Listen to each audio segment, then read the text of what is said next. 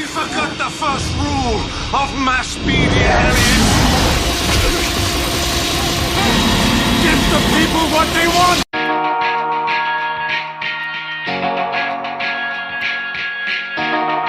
Hello, everyone, and welcome back to Underrated, a podcast where we look at films that are underrated, underappreciated, and ones that have slipped under the radar and passed most people by.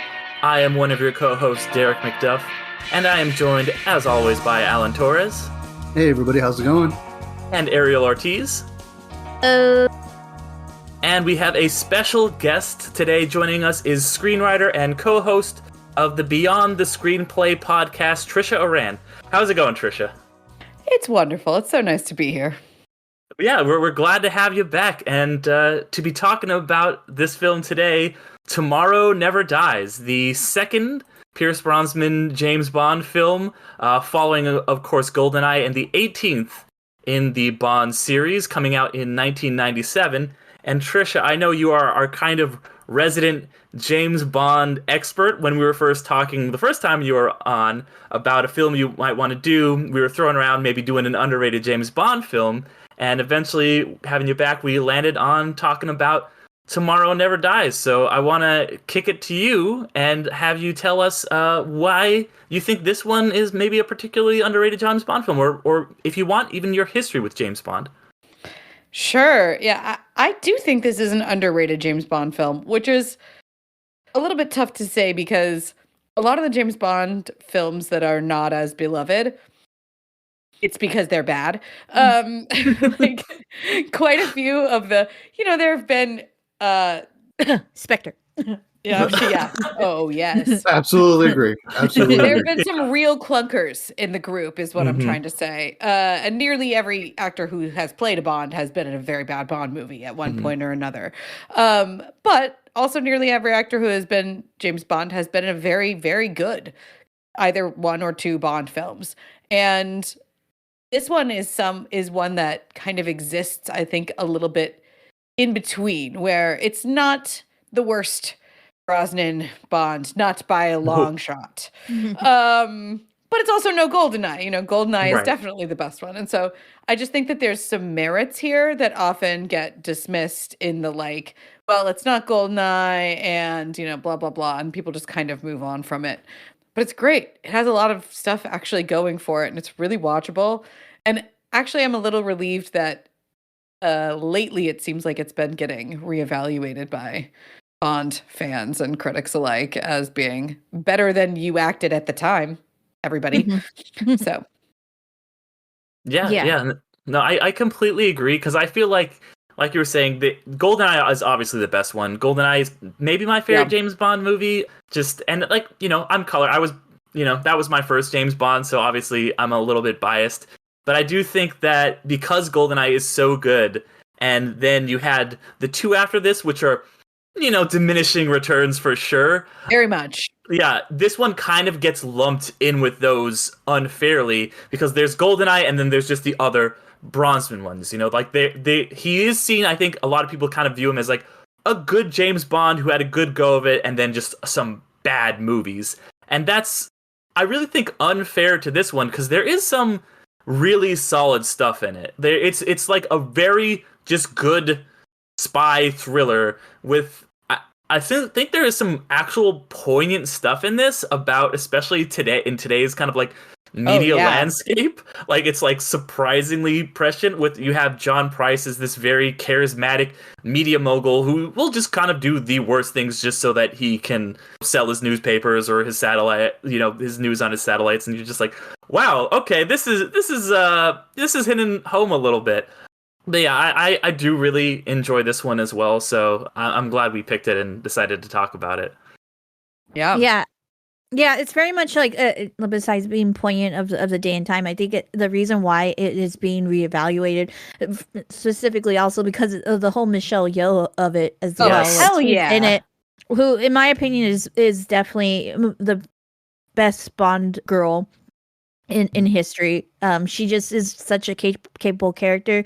Doesn't really which is another factor of that. Pierce Brosnan, I think, has to go down as in Bond history as the most man whore The ever. horniest, absolutely. Horniest for sure, but No, man Sean whore as bury the well. lead. There's really Connery. steep Yeah. competition here. Like, let's just hang Yeah. on one Yeah. second. But I'm I with mean, you. I'm with you. Yeah, yeah. Well, he's always with a girl in a bed. Except for Michelle Yeoh, which puts more respect on her as well too. It's more of a boat situation. It's there, more but of a boat. Yeah, yeah. Boat and a shower. But yeah, I enjoyed this. Like I grew up with Pierce Brosnan as well as a Bond, but Daniel Craig and that whole series, like even with Spectre, like I enjoy his films and his Bond a bit more. And like, yeah, this is just such a classic 90s movie specifically. Like it just embodies everything in 90s. Going back to Michelle Yeoh as well as like of that era of Jackie Chan and that kung fu Chinese martial arts movie as well, and integrating that, and it integrates it in such like a natural and organic way of movie that it's very surprising that like it didn't make that much of as much of an impact back then, because on paper it is very much the perfect selling movie of that time specifically, for sure. And it is very like interesting to that it isn't. And I think that just with the whole nostalgia glasses of today's time, that I understand like why it's gaining more traction as like, oh, it was a really good Bond movie. Yeah, like the whole aspect of like a Fox News person that does die kind of thing doesn't hurt as well. Yeah. If only a giant drill could drive into Rupert Murdoch. and there's so many like catchphrases and like who he has to have like one of the best, just because of how ridiculous it is. The catchphrase, delicious. Kind of. Oh my god. Yeah. The camp.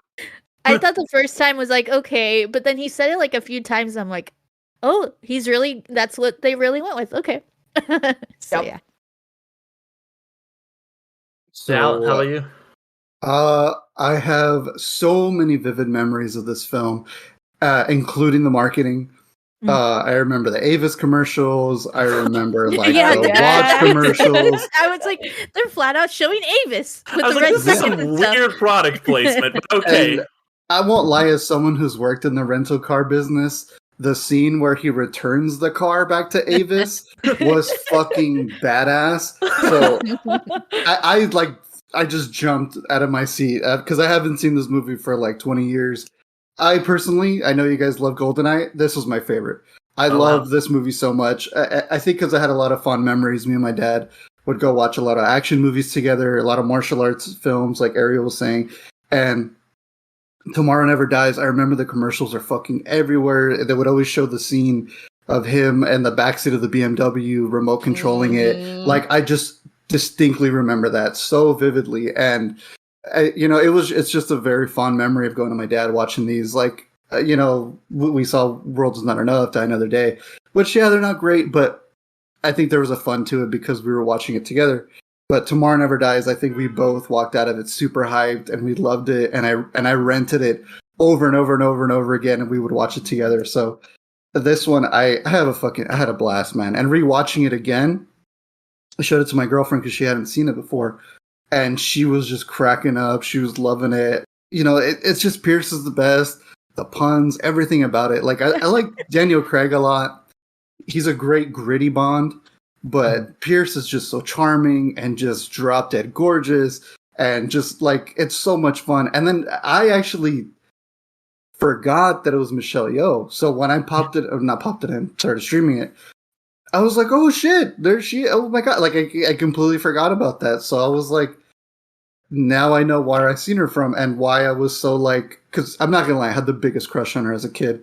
And I was telling my girlfriend too that, like, for some strange reason, everyone would like make fun of me for it. Whether it's like, why would you, like, again, it's, sadly the time where it came out, I think this kind of jumps onto what Ariel was saying. Like, this should have been a really great on paper film because of the martial arts and everything. But I think also too, in that time, people just kind of looked at anything different in a bad light. Like, I don't know how well received Michelle Yeoh was when the movie came out. So I was like 7 years old, so I'm not looking at movie reviews or anything. But I remember like people were just like, "Oh my god, Terry Hatcher was way hotter. What the fuck? Like, why do you like Michelle Yeoh?" And I'm like, "Cause she's badass. She's a martial artist and she's a spy in her own right and gorgeous as well." And like, yeah, it's so funny how like just so many things over time have changed, and now culture changes and people are becoming more open to things. But yeah, it was really weird how people look down upon. Well, personally, like in my group of family and friends where people were just like, "Oh, what? Ew." And I was like, "The fuck, why?" But other than that, like, it was so much fun, man. I had an absolute blast rewatching it again. And just, for me, A+ all around. It's just a fun flick. Yeah, well, as you were saying, Ariel, it's a good reminder that actually martial arts films were having a moment in the 90s, especially. Mm-hmm. I'm thinking about even movies like The Matrix, which, was 1999, was really influenced by a lot of the popularity that martial arts movies were enjoying at the time. And then, Michelle Yeoh was also in Crouching Top Tiger, Story. Hidden Dragon. Yeah. Mhm. And she, before this, yeah, Top Story. yeah, Yeah. exactly. Mhm. Crouching Tiger, Hidden Dragon is an Oscar-winning film that came out just a couple of years after this, also with Michelle Yeoh. And she was like a legitimate huge movie star, even in the US. And so casting her in this was actually brilliant, even though they didn't end up letting her do her own stunts, which is very silly because she could have done them. But yeah, it's this interesting mishmash product of its time where the villain is so of the moment, the Bond girl is so of the moment, the style of the action sequences, like the stunt work and the way the action sequences are shot, were so of that moment. Even when you look at stuff like just right after this, you look at World Is Not Enough and then Die Another Day, you're seeing more of the CG kind of like, approach to like action filmmaking and, like what can we do with this car driving on this glacier or this frozen thing or whatever they have in Die Another Day, and it's all kind of fake and like it was the cutting edge at the time, but it wasn't what this is, which is a motorcycle jumping over a helicopter, which is so cool. This is very much the pinnacle kind of stunt work in some ways, like sort of nitty gritty old fashioned stunt work and martial arts. It's just cool. I don't know. It's part of it, I guess, is probably a preference thing. And as one of you guys said a minute ago, nostalgia for when we used to make action movies like this. Because it was like among the last of its kind, right?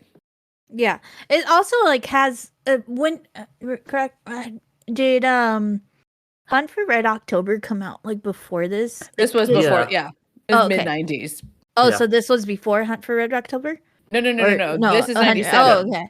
Oh, okay. Yeah. Because like, there's like kind of even that similar storyline as well as like kind of like trying to trick two countries into attacking each other and so but like Hunt for Red October is like well known and like well regarded. So yeah, going back to that, it's like it is very surprising that it still is kind of considered underrated, and I think it's just kind of like I don't know if it's like just the Pierce Brosnan kind of thing of like, oh yeah, he was, just that he's very much a niche James Bond in his own, like James Bonds are all like niche themselves, but he was just like a really, and which is a testament, like he was just very much a James Bond of his time, like of the 90s. He was just the like pure gold 90s. Like that's totally. Yeah. Well, I want to piggyback on kind of that too, because I think that you guys both bring up good points because talking about how it was influenced by kung fu films of the 90s and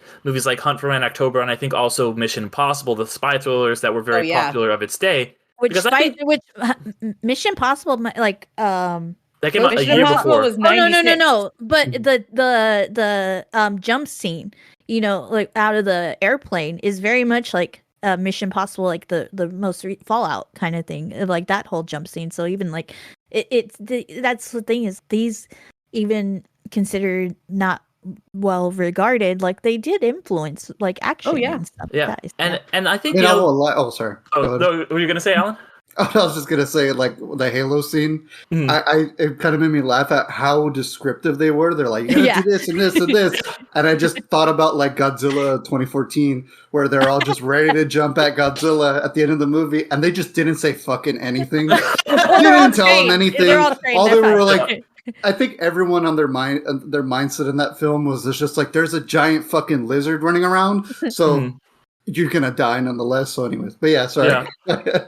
Yeah, but like, you know, that's why I think the Bond movies are so interesting, because they are obviously, all of them have, and they've done this since the early days and they continue to do it. They kind of just take whatever is popular in the action or spy genre and kind of emulate. You know, like everyone talks about how in the first couple Craig ones, they were very Bourne influenced. And these ones, like you guys are saying, are taking things from Red October and Mission Impossible and like all Tom of the Clancy movies. Yeah, the Tom Clancy movies and all of the Kung Fu films. And especially with the, you know, like you said, this is when people that were stars in like Hong Kong were breaking out into the American mainstream. So it made sense they got Michelle Yeoh, who, this was my first introduction to her. I'm obviously a huge fan of hers now. You know, she just obviously is nominated for Best Actress for Everything Everywhere All at Once, where she gives the performance of a lifetime and, you know, obviously deserves all the credit for that. But I think she is so freaking great in this because she really is James Bond's equal in every way. And she doesn't, like, you get like a scene or two of her, like, early in the movie, but she doesn't really come into the film to the third act, which I kind of forgot, because she's such a big presence in the movie that you forget that she's not there the whole time.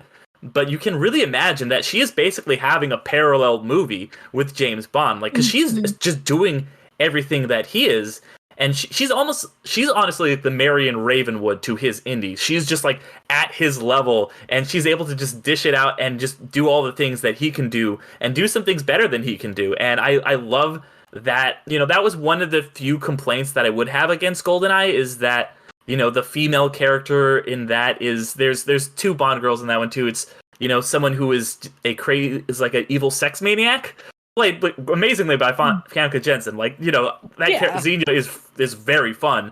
But then you have kind of like a more forgettable, just kind of hacker person, which, because it was the 90s, a hacker, whatever. But like Michelle Yeoh, like you guys were saying, is probably my favorite ever Bond girl, and just because, like, she's just so good. And I know that later on they would try to, there was plans to do like a Halle Berry Jinx spin-off movie before that movie kind of came out and, you know, crashed. And I think they really missed a beat by not being like, you know what, they should have just given Michelle Yeoh her own Bond spin-off movie. I think that would have been the real move. No disrespect to Halle Berry, but I would love to have seen that. I would still, like, if they want to do it now, like, I'd still watch it, honestly. Like, logistics is the country she represents, probably. Yeah. Right. Well, and this was the first, and I don't know how many there have been since then. I'm gonna guess not many, but this was the first James Bond movie where a Bond girl had a fight sequence by herself, without Bond there to help her out. And it rules. Like, it rules. Yeah. Yes, absolutely. And again, they didn't end up letting Michelle Yeoh do her own stunts, but they clearly had, like, envisioned and choreographed that sequence for her to do them. And she's so good in it. And I love you guys are pointing out that even though her actual character isn't given very much development, there's still she still has plenty to do in this movie. Like, she's kind of around a lot. And even in action sequences, you know, we don't get a lot of, like, here's where I grew up, and here's why I joined up, and why I care about this, and all this stuff from her, which it'd be nice to get a little bit more three-dimensionality from the character. But even just in the action sequences where we can see that she is making her own plans and coming up with her own ideas. And, you know, in that sequence where they jump out of the building and they are grabbing onto the banner and everything, it's her idea, right? To use the banner and, like, go down the side of the building and everything. And then, yeah, in that amazing motorcycle sequence, which is still one of the best, the handcuffed motorcycle helicopter chase still one of the best James Bond action sequences ever. Like, she has so much to do, even though she's not technically driving the motorcycle most of the time. She's still, again, offering insight and like ideas and being a very capable partner. And so I just think that there's, very few Bond girls are given the level of activity that Michelle Yeoh is given. And just for recently an action movie, that's what a real female character deserves, is action. And that's what they give her to do. And it's a brilliant use of her. Yeah, I mean, just recently, like they picked that back up with Never Say Die, No Time to Die? No Time to Die. Thank you. Okay. Never. I get Too them many mixed up. Bond movies with I was die gonna in Yeah, the no, title. yeah. For them. No Time to Die, and having those, I was trying to think of like, did Ana de Armas or That's a great Monica sequence. Rambeau. Yeah. But technically Bond was still there with them in those sequences. So I went, but yeah, like even those two, like those are top characters. I wouldn't even call them Bond girls because like they're their own woman, which is like maybe a nicer step forward as well. One of them is a full on 00 herself, 007 herself. And so I'm really excited to hopefully see more of that as well in like upcoming Bond movies whenever they happen. And just seeing that branch as well. I mean, because in this one, outside of Michelle Yeoh, the other female characters are very much like there to kind of make innuendos or be, the Judi Dench is always great. Judi Dench is always a win. Yeah, Judi Dench is her. She's like not a we don't Bond girl, count. though. Yeah, we That's don't count. them. Judy, That's we don't. them. But even like the Money Penny like moments, Yeah. I'm like, oh my gosh, I'm rolling my eyes of like, my goodness. Even Money Penny now with the Daniel Craig, like she's she's a capable woman in her own right, and doesn't really take Bond's like shit either. She's just like shut up, Bond. Well, So, Money like Penny's character has always been openly flirtatious with Bond, and that's kind of their thing. But certainly the more modern interpretation of Money Penny is one that I can get on board with, where she's definitely smarter and savvier and not always there to take Bond's crap. Whereas some of the previous Money Pennies got unfortunately saddled with that responsibility.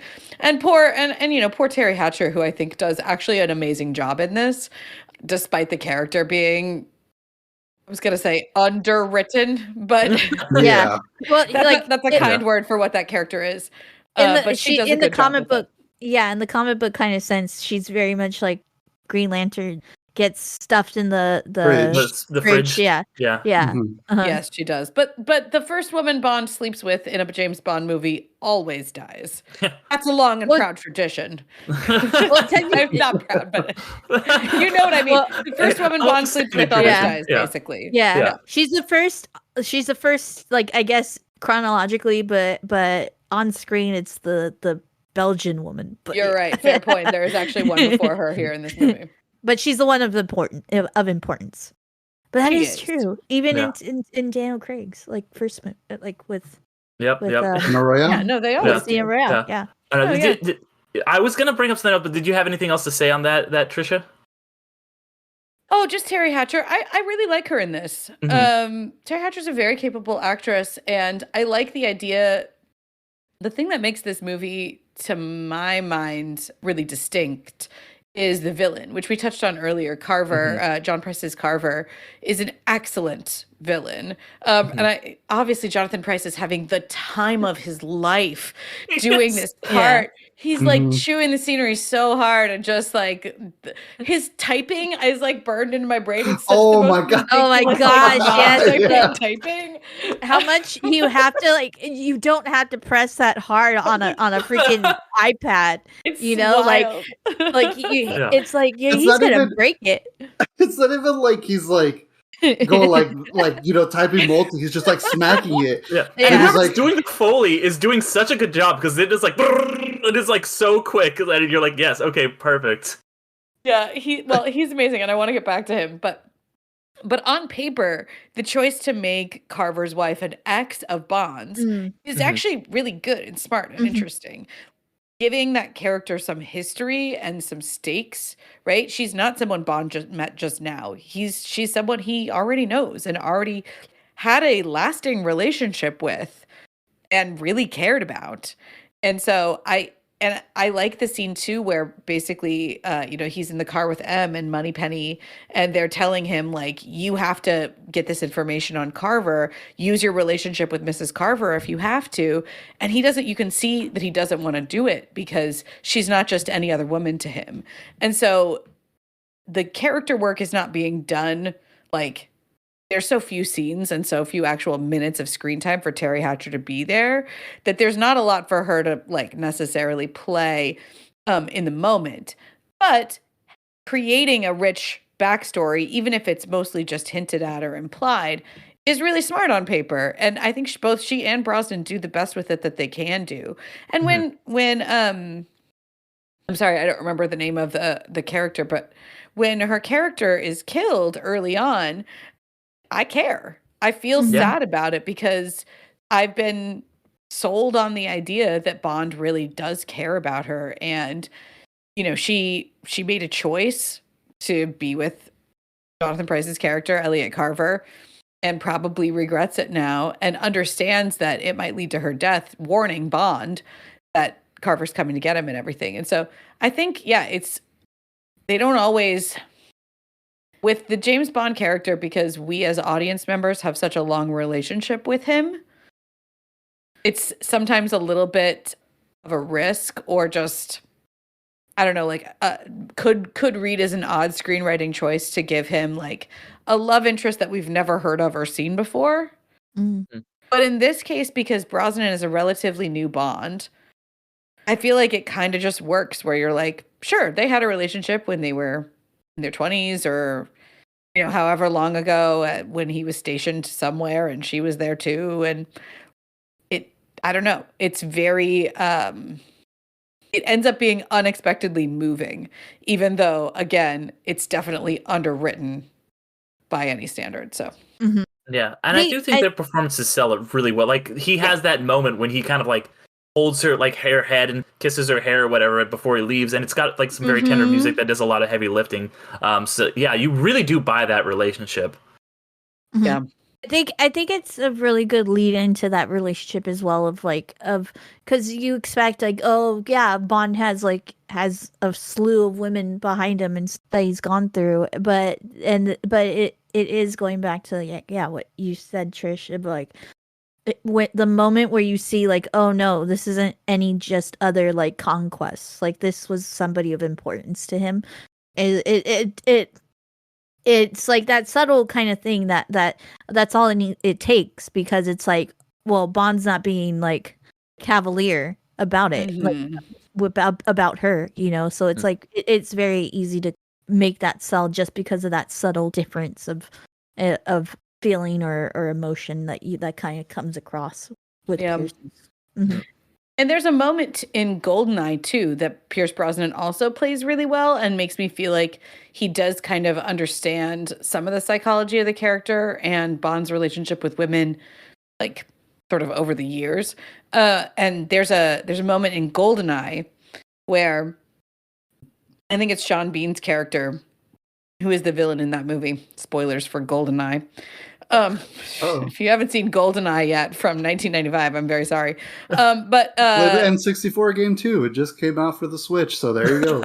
Oh man, the game is so good. But but there's a moment where Sean Bean's character kind of references, you've had this many relationships with this many women, and how many of them are dead now because you didn't protect them or because you got involved with them, is essentially the line. And you can see the like regret and responsibility on Brosnan's face. And I feel like that performance, which was just 2 years before this one, and it's a very brief moment, but carrying the weight of what it would be like to be responsible for the deaths of a lot of people that trusted you, right? That you were trying to protect.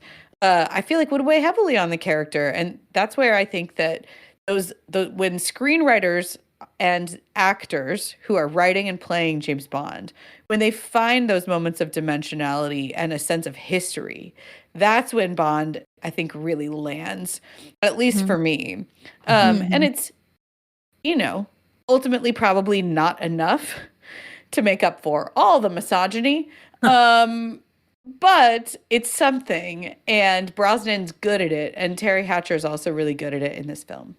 Yeah. Mhm. Well, And then all the while that you guys are saying all these wonderful things about his past, M and Moneypenny just can't fucking not give him shit. Come on, Bond, pump the information out of her. Come on, you know what you gotta do. And I was like, I got I'm not gonna lie, that shit was pretty funny. I was fucking dying. Compared, Yeah. but not too much pumping. Or something yeah, like that. and they're just just daggers right at him, and it's just like, I don't know. I always love it when Judi Dench's M. I mean, she's just like the greatest M. I love her so much. But I love it when Judi Dench's M is like really, I don't know, playing hard ass with Bond, right? Like if you were a woman in charge and Bond was one of your agents that you had to constantly deal with, and he's constantly being a little shithead about everything, you would put him in his place any minute that you got the chance. And she's so good at doing that. Yeah.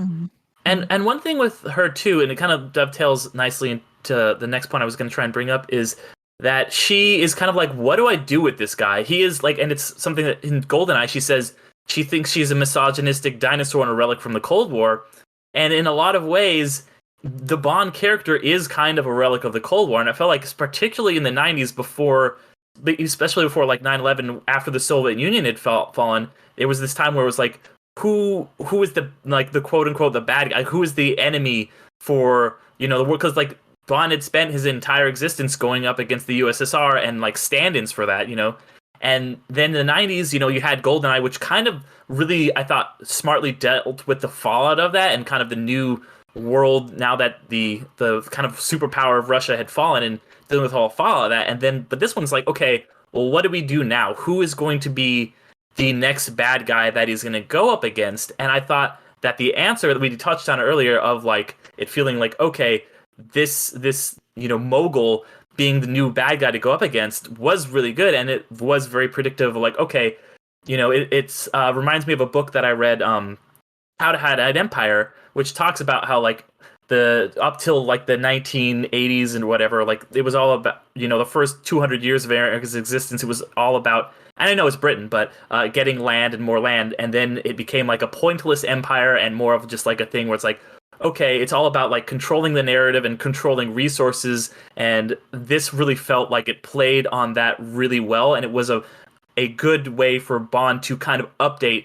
now that we don't have the Soviet Union for him to go up against anymore. Now he's going up against just the technology and the war on information and all of that. I thought was really smart. Oh, the good old days when we didn't trust the media.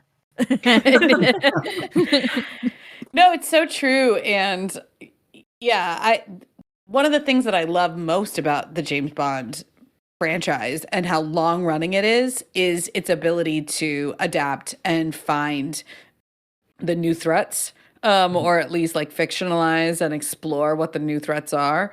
And this is a really, really wisely approached one.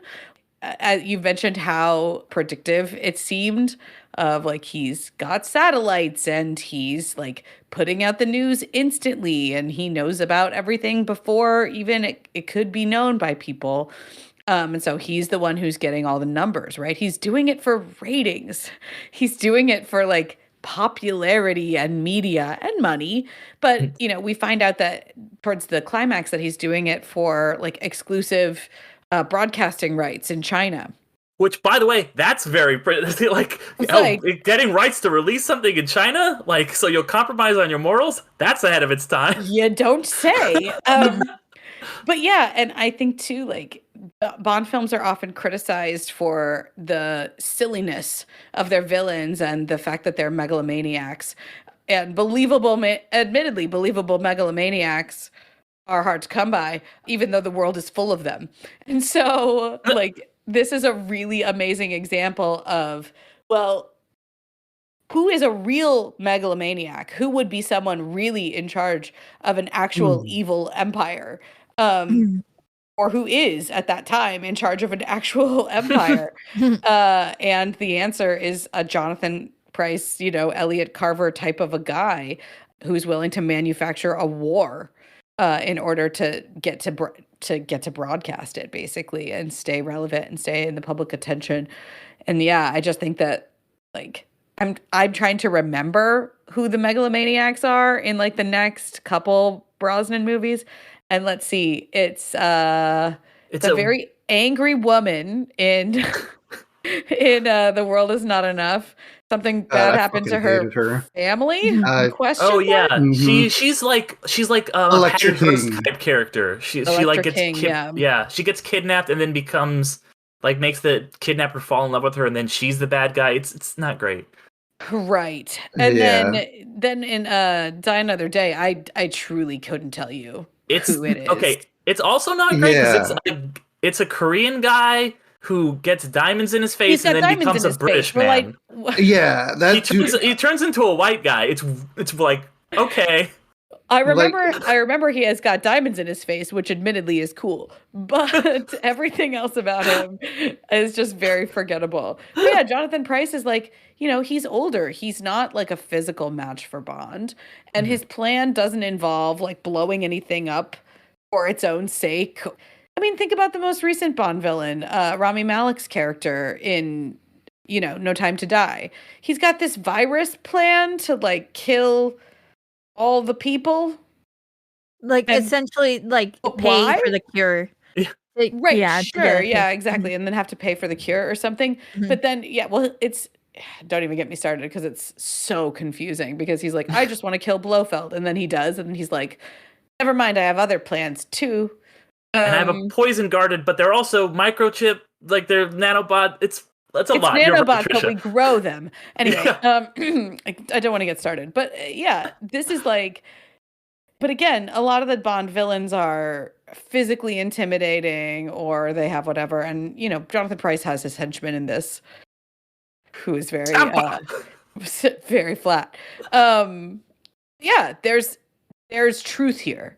And the scenes with him carry that ring of truth to them that is still a little bit spooky and ultimately unforgettable. It makes the movie stand out. He's also not like disfigured anyway, right? Like, isn't that kind of like a Bond trope too? Like, Totally. there's always like some kind uh-huh. of disfigurement. Yeah. He doesn't have diamonds in his face. I mean, Oh, the disfigurement is on the inside. Yeah, and then when they're not disfigured, they'll be disfigured by the end of the movie. I mean, yeah. See, also everybody who's ever played Blofeld. Yeah. Or Christoph Waltz. Like, he thought he was going to get out of this whole thing without having to do the Blofeld face problems, but no. But alas, no. Yeah, no. That was a weird scene, but yeah. I still haven't seen that one yet, and I'm not gonna lie. Like, after Like No Time Spectre, to I Die. kind of I haven't seen No Time to Die. Yeah, I I like No Time to Die just because of the whole Bondness of it. I don't know about the actual like bad guy story, but just Bond's story in that and his send off is like actually I really enjoyed it. Yeah. Yeah. No, it's good. It's a very fitting send off for Craig's Bond, but anyway, leaving that over there. It does, but it does have villain problems. It has villain problems. Well, it's like Tricia before we got on mic, we were saying like even a bad Bond movie is fun to watch, and this is by no means a bad Bond movie, but it's just so like you can just turn this movie on whenever, and just like it starts with like a Top Gun movie, almost like it's just a lot of fun, you're always gonna have a good time watching a Bond movie, I think.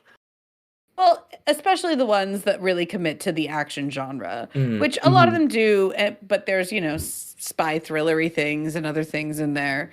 But when they commit to doing action and doing it really well, and again, this goes back to like stunt work and practical effects and things that have always been a hallmark of the Bond franchise.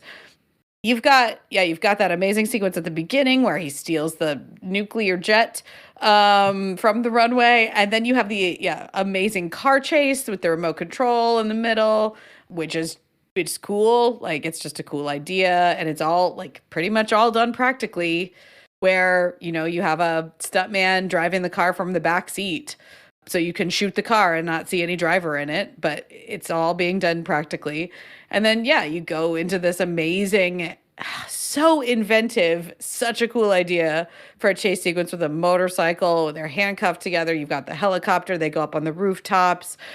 It's awesome. You also have a scuba sequence in this, which is like, I love it when Bond scubas. Bond scuba diving goes all the way back to Goldfinger, and they never let Daniel Craig scuba, not even one time. Like, just let him If scuba. I can't scuba, what's all this been for? Well, I mean, he kind of deep sea dived. He kind of deep dived after he got shot in Skyfall. So I guess, and then he segues into the Adele intro. He swims here and there, but they never let him scuba. And James Bond scuba diving has always been one of my favorite things of the series. But he scubas, then he jumps out of a plane. Like, it's all just, and then he goes, the secret lair stealth boat is one of the coolest little layers that any villain has ever. It's all great. Like, each sequence in itself is wildly entertaining, and they're all motivated by a clear enough story, and populated by characters that we care enough about. And so it doesn't have the gravitas that some of the latter James Bond films have, and it probably isn't as tight or compelling as GoldenEye in a lot of ways, but damn if it isn't a great little movie.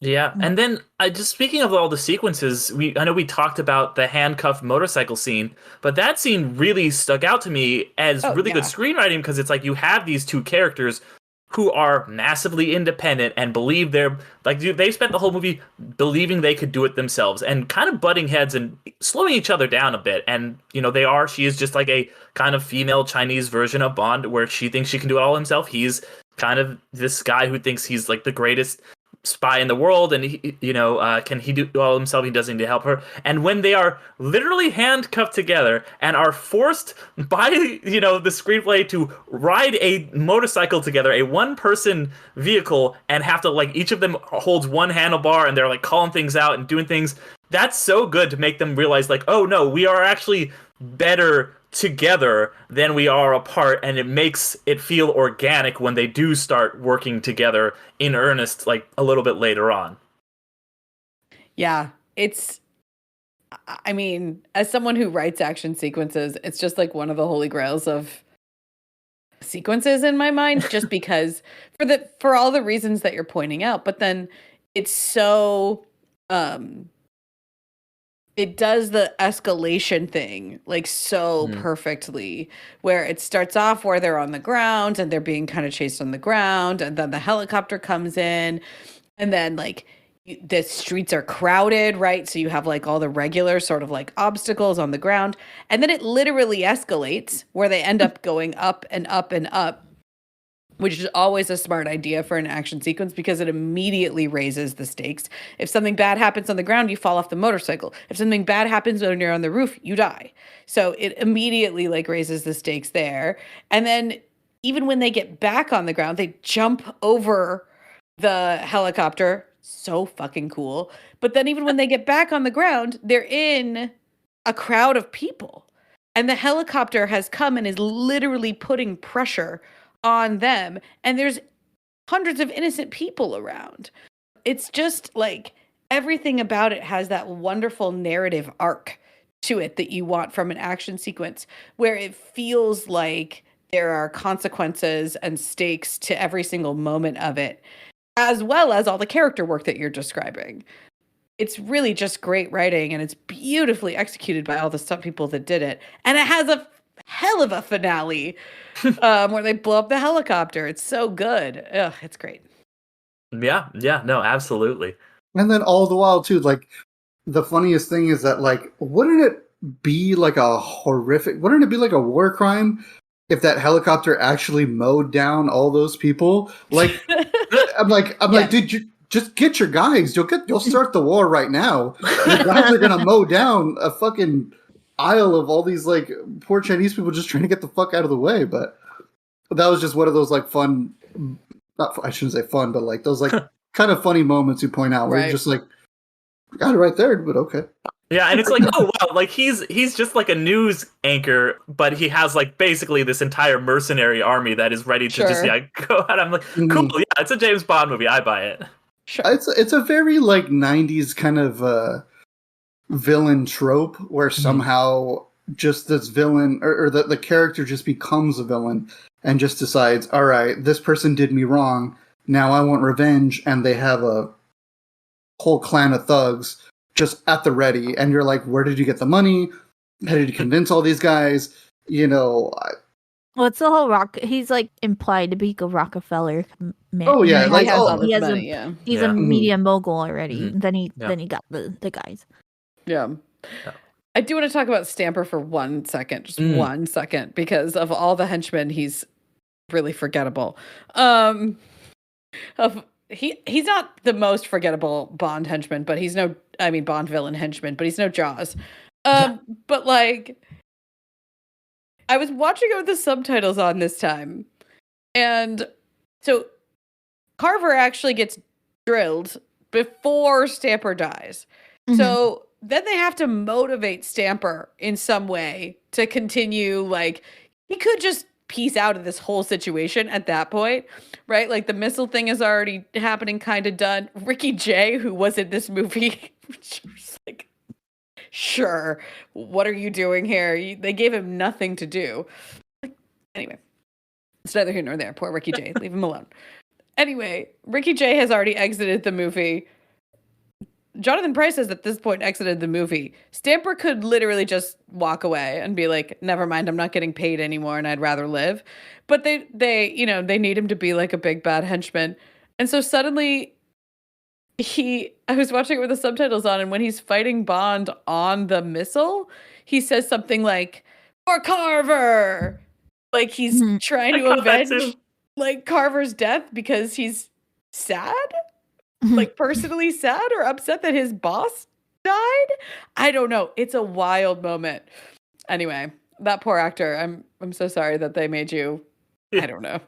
I'm not saying it's the wrong choice. I'm just saying I think it's stuff like this. And Ariel, you mentioned all the quips, right? Like all the like one-liner quips, the puns. I think it's stuff like that have knocked this movie down in people's minds. Where it's like, for all the good that we're talking about, there's a lot of silliness here too that really doesn't hold up under scrutiny and kind of epitomizes the Brosnan era of Bond in how just kind of silly it can be, or where like just sort of tries to paste over problems with like humor or like goofy dialogue kind of things. Yeah, and this movie feels like it's like it's there, but it's not too much. It's like, okay, it's a Bond film. I'm okay with just enough. When it starts to get him like surfing on like tidal waves, laser beam tsunamis, you're like, okay, let's dial it back. But yeah, this for me, I'm like, we're in the sweet spot a little bit of the, just because I like a little bit of goofiness in a Bond movie, you know. Sure. I like Stamper for no reason being like, we die together. I'm like you said, he could just leave, but he's got to be like, okay. Yeah. But speaking about Brosnan, and one thing that I've always felt about him and why he's always been my favorite Bond is that I don't think he is the best at any particular Bond thing. Like, I think that Sean Connery is a little bit suaver and sexier, and then you have Roger Moore is a little bit quippier, and Dalton is a little bit tougher and more gritty. But what are you going to say about Lazenby? The least the better. I'm sure he's a very nice man, but it's okay. I won't hold you to it. His plot is really good. The script is really good in that movie. Yeah. But I think that Brosnan, he's kind of like the second best at everything, and that averages out to him being my favorite. Like, he can do everything really well. He doesn't have any particular thing that he's bad. Like, as like, he's not like, oh, it's not like when you watch like one of the Roger Moore ones, and you're like, ooh, Roger Moore's funny, but he should not be doing this action sequence or whatever. There's not any missing pieces with. He does everything very exceptionally, if not necessarily like the best. Everything, he's got all the bases covered, I guess is my point. He's like the polymath of James Bond actors. The jack of all trades. I see that. I think he is. I think he's probably, in my mind, almost as suave as Connery, because I think he does do that. Like he has sort of an aristocratic look to him that some of the other Bonds don't necessarily have. You know, Roger Moore kind of looks goofier, and obviously Daniel Craig is like more physical. And I think he is very suave. Like, I buy Pierce Brosnan sitting in a chair with a very expensive watch on and a dress shirt, drinking something very expensive out of a cut crystal glass or whatever. I'm like, yes, that is I buy Brosnan doing this. I don't necessarily buy him in a lot of the action sequences. I would say he's maybe like the third best action Bond. But I agree with you. And I think that what he lacks in some of those areas, he makes up for in charm because he is just so charming. And he is one of my favorite Bonds for that reason. I think it was Roger Moore who was asked about the casting of Pierce Brosnan. And I think it was Roger Moore that said, well, the world will forget about me and Sean the minute they see Pierce. And I think that that's true. And I think that, yeah, his look and his charm kind of really embody the character in a way that probably outweighs a lot of the other things for a lot of people. I think he is a lot of people's probably favorite Bond. Yeah, definitely. He's not my favorite Bond, but who is your favorite Bond? Yeah, who is, out of curiosity? I guess it's probably Craig. I mean, that's not a bad choice. It's not bad, yeah. I mean, have you seen him?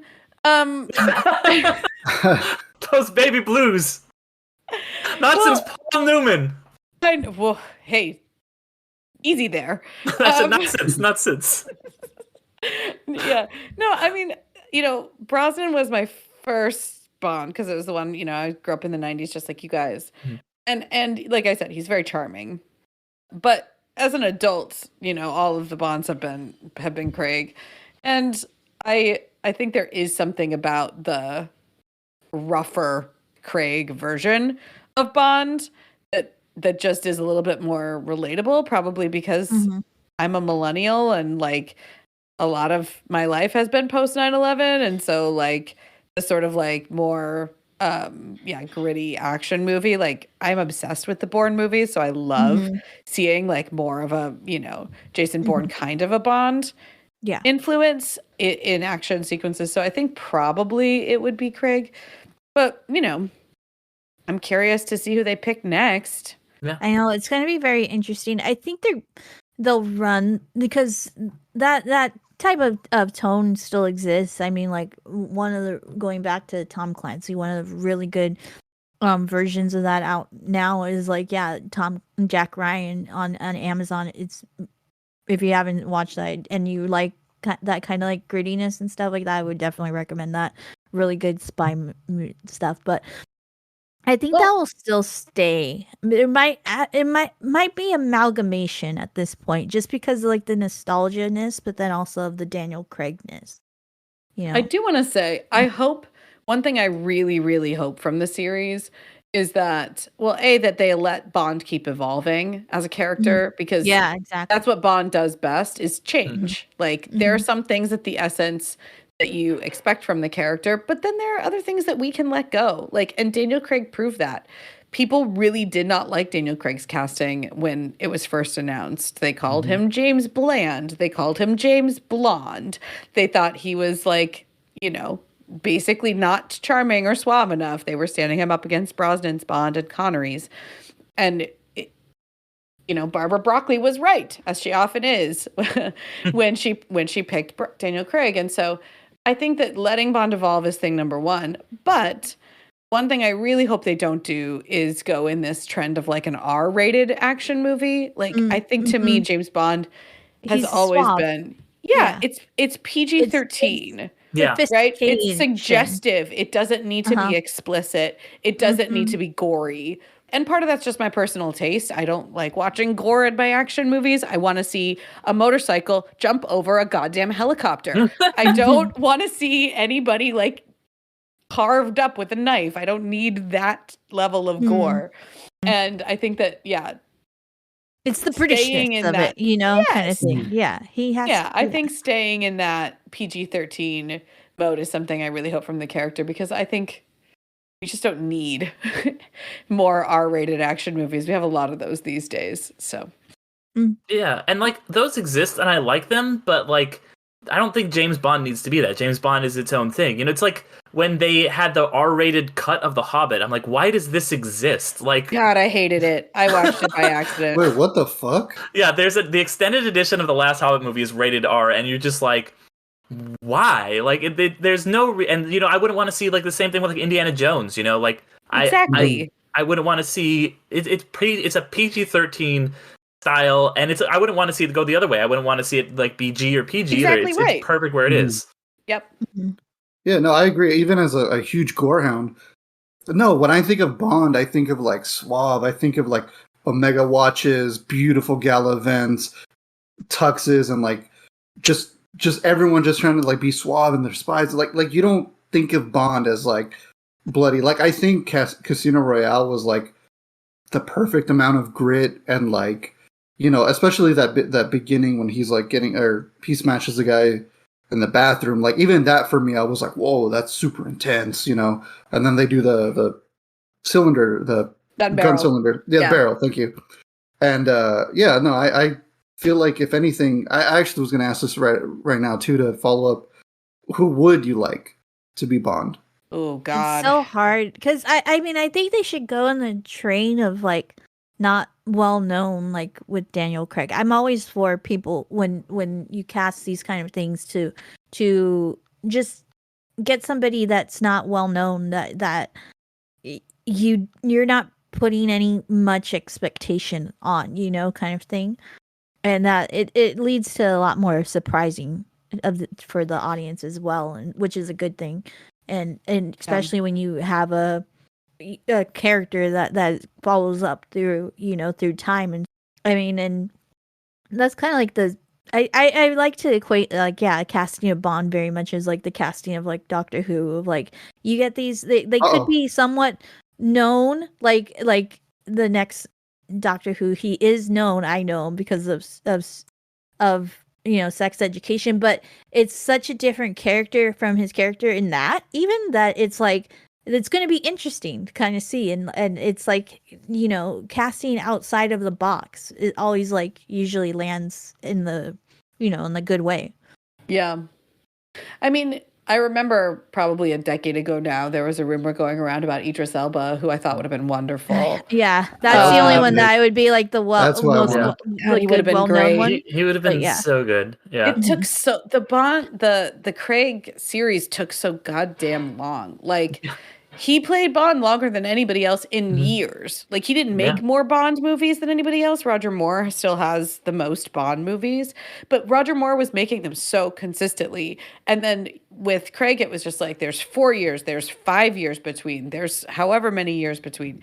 He started off as the second youngest Bond, and then now he's the oldest. And he only made 5 movies, and you're like, God, 4.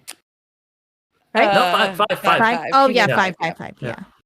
But honestly, somebody like Daniel Kaluuya, who I always forget is English. Yeah, he would be good. Great. He would be great. Somebody like that, I think, would be absolutely wonderful. I'm not sure that people are ready for a James Bond of color, which is so insane to me. And by people, I mean Broccoli's. And other racists. No. I'm not saying the Broccoli's are racist. I'm saying that like they're very savvy business people. But yeah, I think that there's I think you would get some raised eyebrows probably, but I also think it's probably time. Why not? Yeah. So yeah, I was hopeful when I heard that Lashana Lynch was playing a 00 character, and I think they still could do something. I low-key was hoping at the end of like branch it out with her, kind of thing. At the end of what are we calling this last movie? No Time to Die. No Time to Die. Yeah. No Time to Die. Another Day. I was really hoping. I sat in the theater and watched that whole credit sequence, and I was like, at the end, they always say James Bond will return, and I was really actually hoping for the end card to say 007 will return, because I thought it would give them more room to cast or like more expand potentially what the franchise could be. But they didn't. They said James Bond will return, and I was like, all right, fine. But yeah, I think it'll be interesting to see the direction they take it. And ultimately, the thing about being a James Bond fan is, listen, there are always going to be bad James Bond movies. There really will be, but there always will be good James Bond movies again also.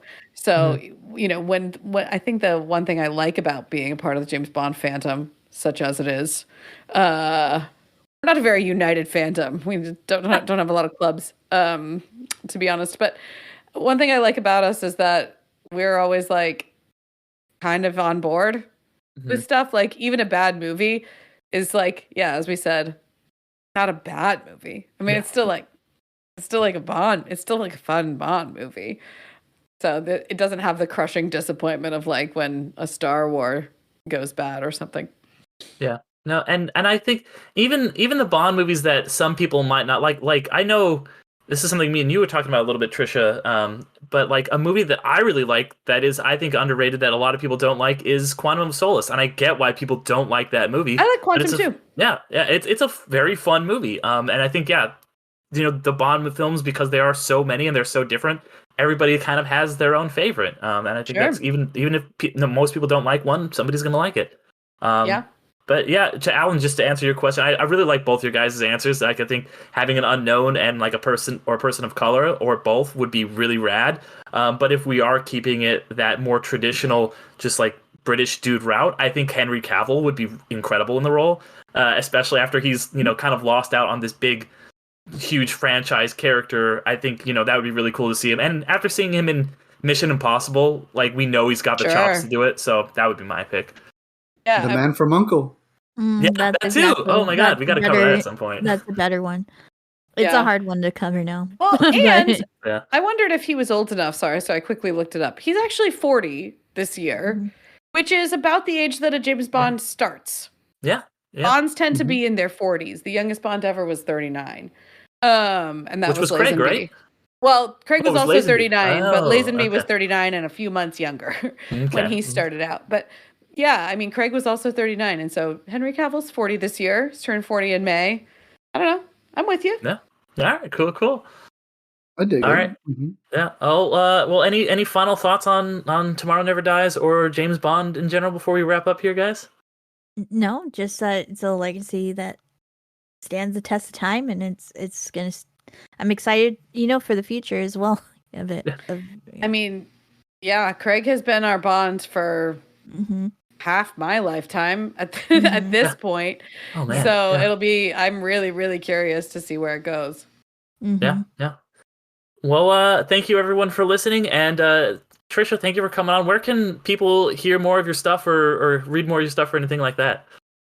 Sure. So the best way to follow me is by listening to Beyond the Screenplay. I am one of 4 co-hosts of that show, and we do a conversational deep dive analysis into a film every episode. So very similar to what we did here, kind of, but especially in screenwriting focus and story-focused kind of analysis, just looking at some of our favorite movies and why they rule from a storytelling point of view and screenwriting perspective. And then, you can find me on social media. I always have new projects that I'm working on, and will make any announcements over there as I can. And it's been a pleasure to be here. Yeah, it's been a pleasure to have you. Thank you so much for coming on. And Thanks for picking an awesome movie. Absolutely. And I guess the final question, I remember, Tricia, you said you loved these very hard, what did you learn from this kind of film questions? But I'm not going to do that. It's going to be an easy one. And it's for everybody.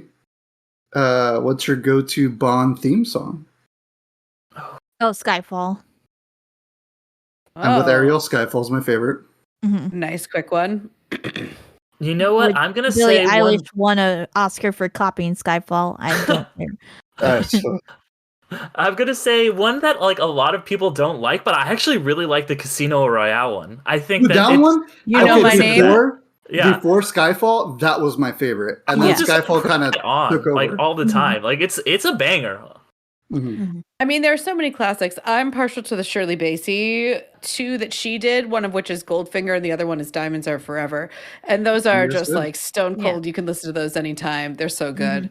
Obviously, Live and Let Die. I mean, a hit in its own right. You can't forget that one. I have a weird soft place in my heart for the Jack White and Alicia Keys Quantum of Solace. No, that's solid. Yeah. Which is called Another Way to Die, and which would also be a cool title for a Bond movie. Because they didn't write a song called Quantum of Solace. I don't blame them. But I like that one because it sounds exactly like what you would imagine a Jack White and Alicia Keys collaboration to sound like. You're kind of like, all right. This checks. Yeah, no, it's great. No, there have been so many great ones. Yeah, I think I'll stick with those answers. All right, very Huge nice. soft spot for me. I think the best part of Die Another Day is the theme song. Personally, I love that Madonna one. It's a fucking banger. I think that was like, when I walked out, I was like, at least I like that. I mean, some of the worst Bond movies have some of the best theme songs, actually, is the thing. That's true. Yeah, and some of the best ones have the worst Bonds. Like I'm not a huge fan of the GoldenEye theme song, to be honest, you know? Oh, me either. I do not like it. I'm like having trouble even it's Tina Turner. Humming a few times. Oh, yeah. Jesus. Yeah, no, that one's not. But GoldenEye rules, yeah. Yeah, exactly. These things are not in direct relationship to each other. How cool the theme song to the movie. Yeah. But yeah, thank you everyone for listening. Thank you again, Tricia, for being on. If you guys would like to hear any more of us after you go and, of course, listen to Beyond the Screenplay, we've got a deep back catalog of underrated films that we've talked about. Tricia's been on before. Her co-host Alex has been on. That was a really fun episode. So go check those out as well. We do a couple other podcasts, including Ariel's podcast, You've Never Seen, where she will introduce someone to a movie they should have seen by this point, or someone will introduce her. I also do when the new Marvel movie comes out, so it's sporadically a Marvel podcast called Infinity Stones Dragon Bones. And then we've got our Patreon, so we do release some Patreon-exclusive podcasts. You can sign up for as little as $1 a month by just going to patreon.com/undercastcompany and follow us on Undercast Company on all the socials. We're starting to do some more stuff. We're doing these quick reviews on TikTok on films that we've just seen called Microdose. We're having a lot of fun with that. Me and Alan have put out a couple episodes, and we're going to be put out some more. So yeah, guys, just give us a rating and a review, and we'd love to hear from you. Just tell us we're always looking for suggestions as well. But yeah, thank you guys, and we'll see you all next time. Bye. Thanks for being amazing. Take it easy, everybody. Bye, everyone.